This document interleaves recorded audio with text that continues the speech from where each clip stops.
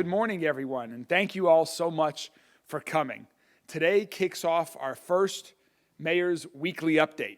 We're going to have a weekly press conference every Tuesday morning at 10 a.m. And as I've said from the beginning of my campaign, I believe in transparency and accountability. The people of Louisville want and deserve that from their metro government. They want and deserve that from their mayor. They want and deserve that from their metro council and every other public servant across our city. And we have an exciting announcement related to that coming up in just a moment. And part of these weekly updates means regular interaction with you all, journalists who work hard every day to inform the people of our city. So in addition to making announcements and highlighting specific issues that we're working on, this weekly update will be an opportunity for you all to ask questions about what you think are the most pressing issues facing our city today and our city in the future. And I'm looking forward to continuing this conversation about our work to make Louisville safer, stronger, and healthier. And to do that, we have to listen to the people across our entire city, from every neighborhood, about what they tell us about what their wants and their needs are for their community, for our community. And that's what our first announcement today is all about. Last month, Louisville Metro Alcohol Beverage Control and Kentucky Department of Alcohol Beverage Control received an application from Family Dollar grocery stores to sell alcohol at 13 of their locations, primarily located in West and South Louisville neighborhoods.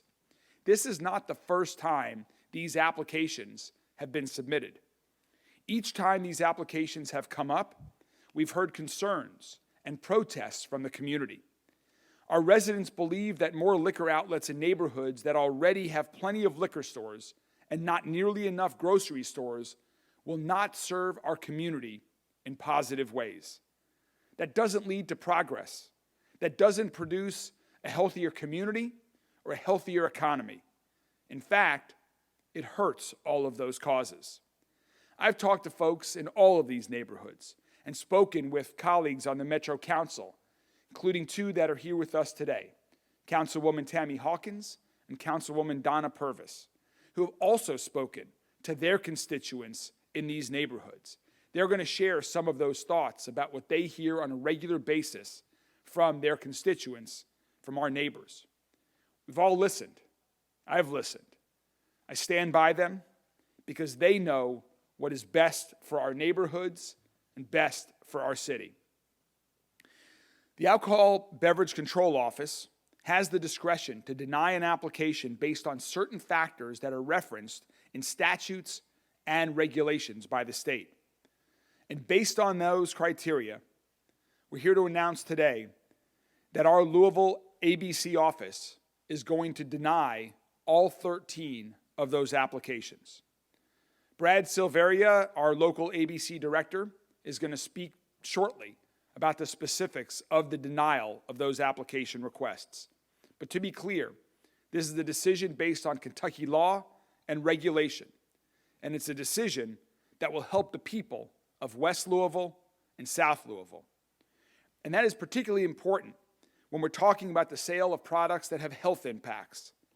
The life expectancy in parts of West Louisville is 15 years shorter than for people who live just a few miles away. That's simply unacceptable. And there are a lot of reasons for that.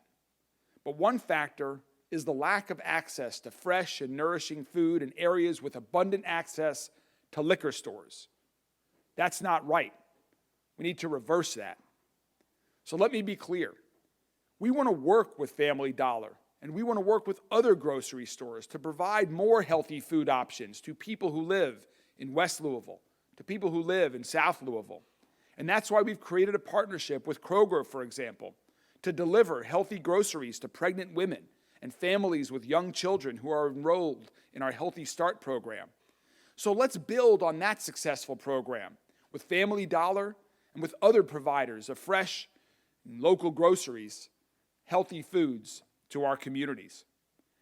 We are on the successful series of investment that we're seeing in West Louisville that's going to create jobs and opportunities.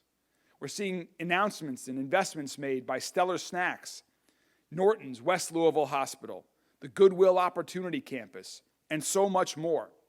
We're working to create safer, healthier, stronger communities everywhere in Louisville. One way that we can do that is to have more fresh and healthy food options available in every one of our neighborhoods, not just in some of our neighborhoods. So now I'd like to introduce Brad Silveria, who's the director of ABC here in Louisville, to explain a little bit more about the denial of these 13 applications. Brad? Good morning, everyone. My name is Brad Silveria. It's Silveria. I'm the director of the Alcoholic Beverage Control and the ABC administrator for Jefferson County. Today, a letter is going out to the Family Dollar Corporation who applied for the alcohol licensing. A copy of this letter will be provided to you. And what I want to say is most of my statements will have to reference the letter because this could result in pending litigation. So I might have to reference back to what's here and can't go any further. What I will say is the application and the right to sell alcohol is a privilege and not a right, like some people believe. And this corporation, I've heard what the council people behind me have said. I've heard from a lot of their constituents. They brought it forward and made sure that my office was aware the neighborhood that they represent need access to groceries and a lot less access to alcohol. So my job is sometimes to deny that right, or that, I keep saying right, but it's a privilege, and I have denied that license, which is now subject to appeal, and I'm welcome to take any questions, but at this point, I believe the document speaks for itself. Okay, so we're gonna turn it over to the council people behind me, and then I guess we'll do questions after that. So I'm gonna step back. Thanks, Brad. We have two members of Metro Council here with us today who have been hearing a lot from their constituents about all of these matters. And so first, I would like to introduce to you the councilwoman who represents District 1 on Metro Council, Tammy Hawkins. Councilwoman?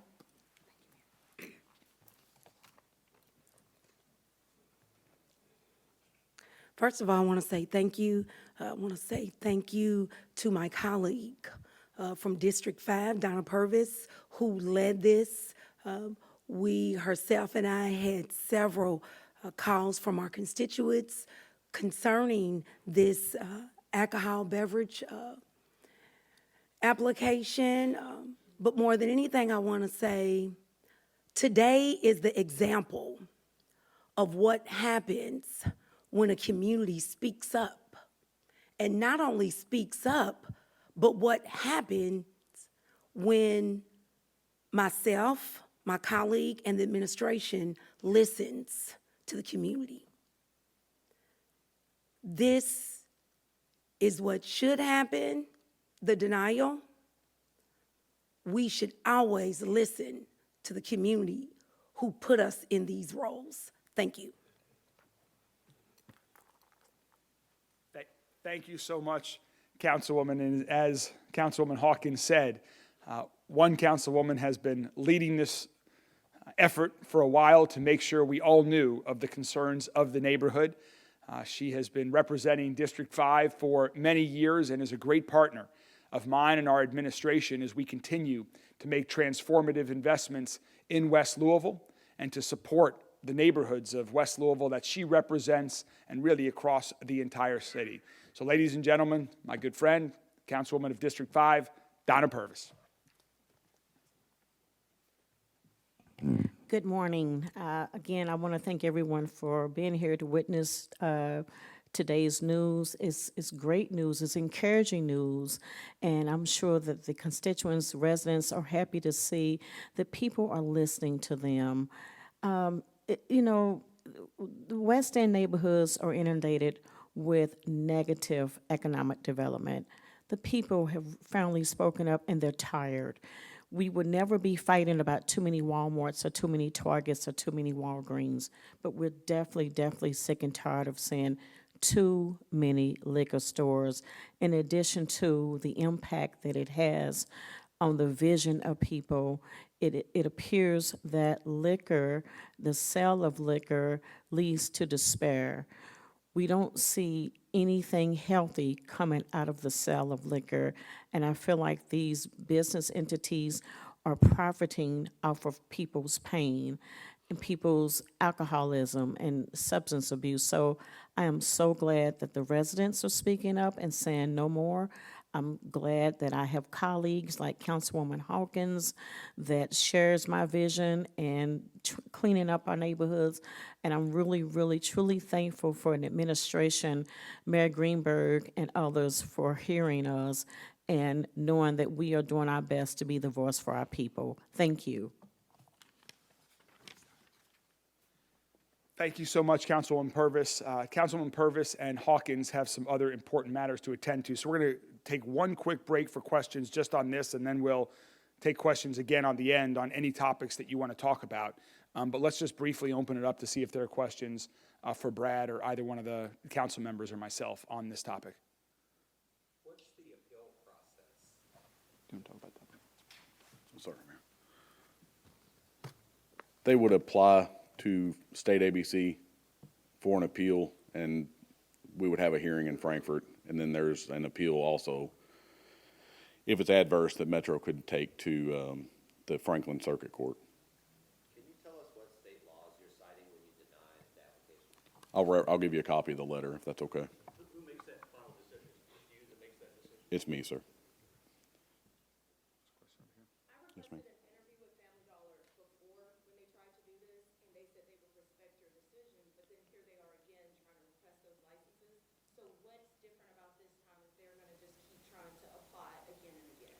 I did note that they said Kentucky ABC. They would respect the decision of Kentucky ABC. I believe they forgot they missed a step. Anybody else? Thank you for your time.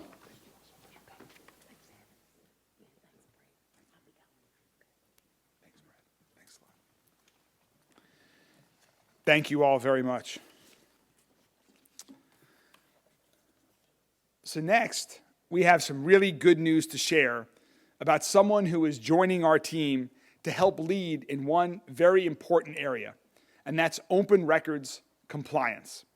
For those of you who don't know, open records compliance includes the Division of Open Records and the Division of Records Management and Archives for Louisville Metro government. The Division of Open Records is responsible for the coordination and facilitation of open records requests throughout all of Louisville Metro government's departments, divisions, and related agencies. The Divisions of Records and Management and Archives is responsible for storage, retrieval, and final disposition of inactive public records transferred to it from other Metro departments, divisions, and related agencies. This team provides retention schedule updates, record management training, and research assistance. This is a very crucial area for my administration because all of us are committed to transparency. And let me state that we get thousands of open records requests every year. This is no small job for the individuals in this department, but it's essential to keeping the public informed, to being responsive to the media, to keeping everyone informed about what we are doing in a transparent manner. So that leads me to today's great news. I am so pleased to announce that Mary Ann Butler will be the new Executive Director of Records Compliance for Louisville Metro government. Many of you already know Mary Ann. For the last 2 years, she has served as the city clerk of the city of Middletown. Prior to that, Mary Ann was the commissioner for Kentucky Public Service Commission. She served as the manager of community initiatives for LG&E and KU. She worked for Louisville Water, and she's coming back to Louisville Metro government. As many people know, Mary Ann was the councilwoman for District 15 for 12 years. Mary Ann has committed her career to public service. She understands the importance of open access to our public records. And I know that she will help us continue to enhance our efforts to respond to open records requests in a timely manner, ultimately helping us increase visibility for the public around this project. So I'm so glad that Mary Ann has agreed to join our team in this very important role. Marianne is with us here today, and Marianne, if you'd please join me here today to say a few words. Welcome.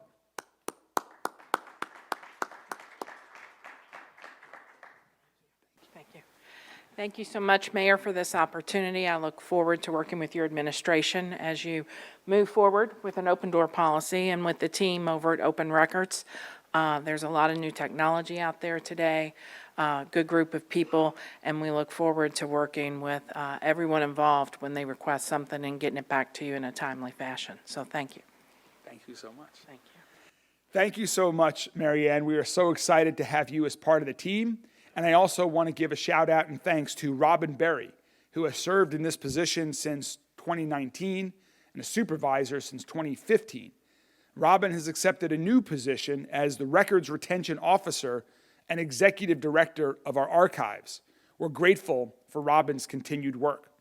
We'll continue to share updates in the weeks and months and years ahead as we continue to work to ensure that our open records process is as efficient and transparent as possible. Many of you have heard me say that Louisville is so fortunate to have had so many people who really love Louisville. They go out of their way to improve our city and lift up their neighbors, to make a difference for everyone who calls our great city home. So each week, we're going to recognize people who have volunteered their time to make our city safer, stronger, healthier, to make our city an even better place than it already is. So people like Brooklynn Riley, who I'm going to call up now along with her parents, who are here with us here today. Please come join me. Brooklynn is an amazing 16-year-old here in Louisville who has done something that seems so simple on its surface, but she is making an extraordinary impact in the lives of so many people. She started the Stick to Kindness campaign. Brooklynn writes messages of kindness and encouragements on Post-it notes, and then she leaves them on mirrors in public spaces or in car windows in hopes of making a stranger's life a little bit brighter. Messages like, we live in a world where a lot of people are carrying something heavy behind their smile. Be the reason someone feels less alone. And many of her messages are directed to women and other girls. Messages like, that girl in the mirror is so beautiful. Be kind to her today. She deserves love. Brooklyn's Stick to Kindness campaign has earned her attention from local and national media, including People magazine. Some folks have started following her lead and writing Stick to Kindness notes of their own as well in other cities. Brooklyn's work is an example of great kindness, and it's also a great example of innovation, courage, and leadership. She's doing this at a very young age. It's truly an inspiration and a model for other teenagers, for other adults, all across our city. I'm so grateful to have Brooklynn here with us today so we could recognize her efforts with a proclamation. So Brooklynn, we are here today to proclaim that you are one of Louisville's distinguished citizens. Congratulations, and please join us and say a few words if you want. Thank you. I'm very grateful and honored to be here today, and thank you so much for having me. We never know what the person next to us may be going through, so being kind and showing up for each other is always the best thing that we can do. And it may seem small in the moment, but the little things are truly the things that are going to make a big difference in this world. So thank you. That's great. Thank you so much. Thank you so much.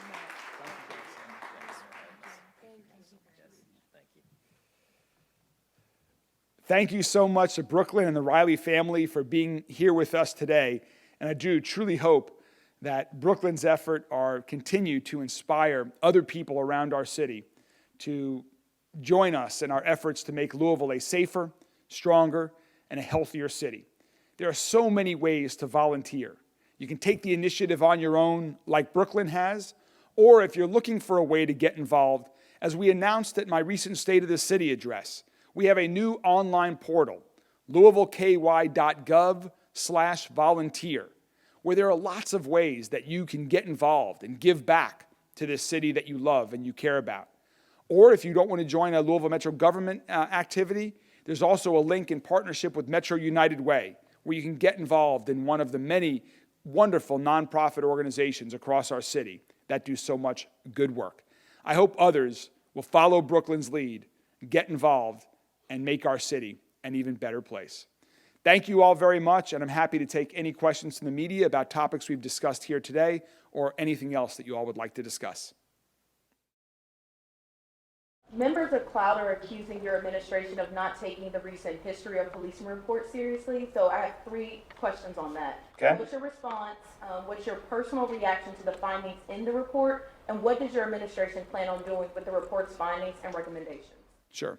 Well, first, let me say that the accusations that our administration denied an 8-month extension request are simply false.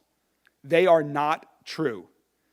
As a matter of fact, we were asked for a 2-month extension, which was granted. So any assertion to the contrary that the city is trying to rush someone's work is just simply false. We gave these researchers more time than they were contracted to do their work. So that's very unfortunate that some people have decided to go out there and talk about not being granted an extension when that's simply untrue. This is an important report. It's important that, just as I talked about earlier, that we all know what our true history in our city and our country is all about, the facts that have led us to the point, whether they're great things or horrible things, troubling things that have happened. And so we are glad that we have this report now. I encourage others to read the report as I have, just like almost a year ago when the Department of Justice came to town with the United States Attorney General Merrick Garland and presented our government, our city, with findings following the United States Department of Justice investigation into Louisville Metro government and LMPD. That's an important report. As the chief and I have both mentioned, we accept those findings. We are prepared to enter into a consent decree with the Department of Justice. We're still waiting for a first draft of that consent decree, but we are working as an administration, as LMPD, to acknowledge the past. Chief Gwynn Biller-O'Ell and I are the first chief and mayor that have publicly apologized for the harm that our city government, that our police department has caused to members of our black community today and in the past. We need now, knowing what our history was, we are all committed to moving forward in a way that our police department is the most trusted, the best trained, and the most transparent police department in America. Those are our goals. We will continue to move forward in that fashion. Anybody from Frankfurt talk to you about putting a member of the mayor's team on the JCPS Oversight Committee? I know that was just a resolution passed yesterday. I'm not sure what resolution you're referring to, nor am I aware of any conversations with my administration regarding a JCPS Oversight Committee. Passed yesterday in Frankfurt, they're trying to make a JCPS Oversight Committee. It would include teachers from the school district, citizens, and then somebody from the mayor's team who would, audit the school system. I'm hearing about that for the first time right now. Hi, so my question is about the National Farm Machinery Show. What economic impact is that going to have for the city? And what are you and your office going to be doing to have more events like this? Well, first, I'm very excited about the Farm Tractor Machinery Show coming, and I'm very excited to go out to the tractor pull. Rachel and I are looking forward to that. It's been a few years since I've been, and since I brought my boys when they were younger. We always have an amazing time, and so I encourage the community to get out. Shows like that are incredibly important for our city. They fill our hotel rooms, they fill our restaurant, they activate downtown, they bring people from all over the country to see Louisville. And when they're here, they get to experience Louisville, whether it's Bourbon, whether it's the Ali Center, the Derby Museum, whether it's meeting friends or family. I know that when people come here, they're going to want to come back. They might think about opening a business here, or moving here, or just visiting here regularly. So shows like this, our large citywide shows, are so important for our economy. It's part of the reason why downtown is going to have its best year ever, I believe, in terms of attracting people from around the country. Between shows like this, Derby 150, the PGA Championship, Bourbon and Beyond, Louder Than Life, and more, Louisville is going to set a record for tourists that are visiting our city this year. It's one of the reasons why we need thousands of more hotel rooms in downtown Louisville and across the entire city. So these citywide conventions and shows are so important. Our administration is working in close partnership with the Kentucky State Fair Board, with David Beck and their team over there on expansion plans for the fairgrounds to continue to expand that so we can attract even more and bigger shows and events here to Louisville. This is a key part of our economic development activity and our tourist attraction efforts. We're also working very closely with Louisville Tourism, with Cleo Battle and his team on that. But I'm excited for it to be here. It's great for all of Louisville's economy. Yes. There have been several bills in the state legislature that would preempt local ordinances, including ones in Louisville. I was just wondering what your reaction was to that, and if you are concerned about the power of local government. Well, just as a general matter, not with respect to any one bill in particular, I think it's important that local citizens and local elected officials have the ability to uniquely address their local issues. That's one of the reasons why for over a year I've been calling for more local autonomy for local government as it relates to laws regulating guns. We can do more. Louisville has a unique urban gun violence problem. I acknowledge it might be different than from some other parts of the state. So give us here in Louisville, the Metro Council, the mayor, our administration, give us the autonomy to use unique local tools that we know can be effective here to save lives, to crack down on illegal guns, to reduce the number of people who are being killed and harmed by guns on our streets. That's the type of local autonomy that we're looking for here in Louisville, and we will continue to advocate in the General Assembly, to work with leadership of the State House and Senate for that effort and for other things so that local government can make local decisions. Okay? This morning, members of the media and the two council members encountered increased security downstairs. We haven't seen that in a while. Having a picture taken, having to wait 10 minutes to be escorted up. What prompted that? I just heard about that for the first time from the council members here, and I know that we use a contractor for the security here at Metro Hall. I'm planning to talk to my colleagues after that to find out if anything has changed, but I'm not aware, so we'll circle back with you on that. But I just heard about that right before this press conference started. Yes. I realize this might be a bit premature because Ms. Strojan just got settled in her tenure at Louisville Metro Housing Authority, but has there been any discussion about the next steps to meet some of the concerns with places like Dosker Manor, Avenue Plaza, and other places with harsh living conditions? There have been a lot of conversations, so I'm glad you asked. Elizabeth Strojan is our new executive director of the Louisville Metro Housing Authority. I think she's been on the job for maybe 2.5 weeks now. And in that 2.5 weeks, she has done an amazing job of advising our administration of the true depth of the challenges that LMHA is facing with respect to the quality or the poor quality of conditions at certain of their units of housing for their residents, of the challenges they're having with responding in an appropriate time and in an appropriate fashion and with the right positive hospitality attitude to their residents, and also thinking about where we go from here, what the short, medium, and long-term plans are so that we can provide safe, quality, and affordable housing to every resident of LMHA. She has done a tremendous job updating our administration on what's really going on, and she is putting together a plan for, again, the short, medium, and long-term solutions to address all of those. Just last week, I believe, she has started new where she had office hours at Dosker Manor herself. So she would be very accessible directly to residents. And there's a lot more coming. I don't want to get out in front of her with some of the announcements that are going to be made, but I'm incredibly thrilled that she is with us. We acknowledge the challenges that LMHA has. We are committed to improving the existing conditions. We're committed to building more units of affordable housing with LMHA and across the entire city. and we're committed to unveiling a very comprehensive plan that has short and long-term specific strategies to improve the situation. That is one item that is certainly being considered. If we ever did something like that, I mean, there's a lot to consider with respect to existing residents, conversations with them, but that will certainly be, we need to consider everything. Where LMHA is right now in the condition of Dosker Manor, of Parkway Place, of Avenue Plaza, those conditions are not acceptable. We have to do better for our residents. And so we are considering every idea that's out there, and we will come up with a strategy. We will get resident input. We will ensure residents are treated fairly, but our goal will be to improve the quality of housing for all of our current and future LMHA residents.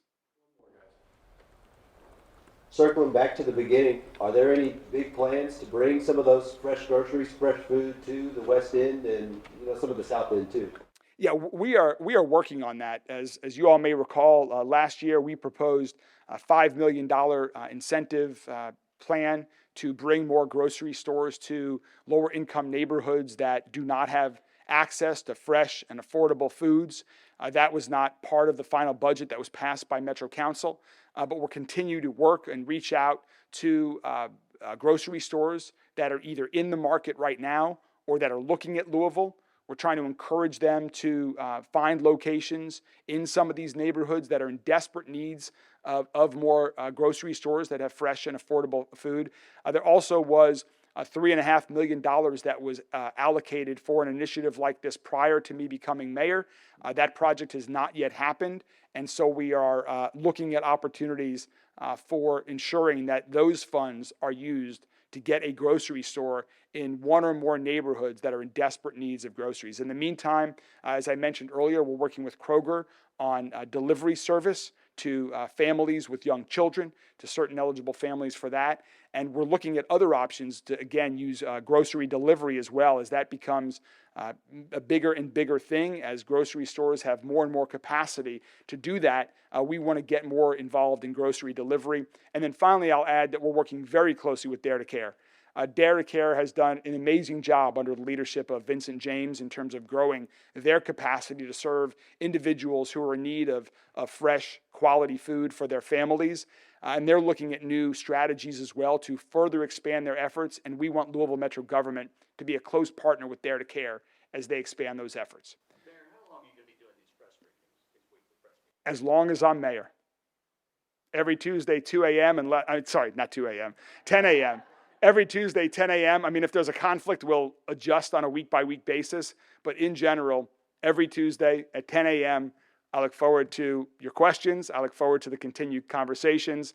This is very important to me as we continue to move forward, that the media, the public, see our administration as a transparent administration that is working to make our city safer, stronger, and healthier. Thank you all very much. See you next Tuesday at 10 a.m., if not before.